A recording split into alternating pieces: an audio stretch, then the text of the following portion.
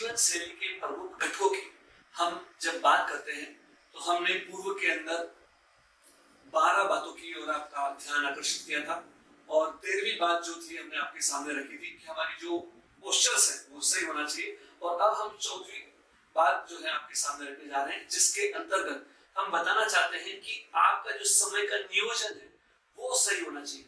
अगर आपने अपने जीवन के अंदर समय का नियोजन नहीं किया, समय का प्रबंधन नहीं किया, तो हम किसी भी कार्य में सफल तो नहीं हो सकते और साथ ही साथ हम स्वस्थ जीवन भी नहीं जी सकते हैं।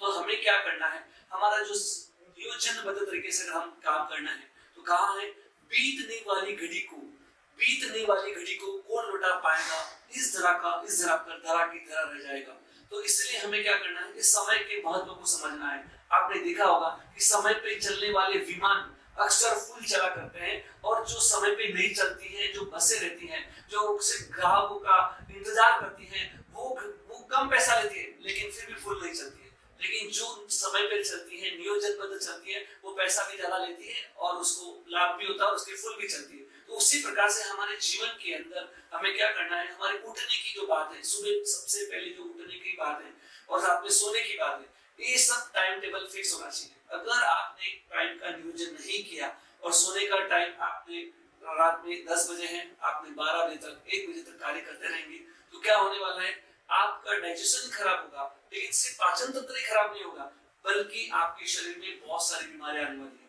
तो हमें क्या है, अगर आपने समय के ऊपर अगर आपने नींद के सिग्नल्स को इग्नोर किया तो वापस दोबारा नींद नहीं आएगी और वैसे ही आप जीवनचर्या आपकी डिस्टर्ब हो जाएगी।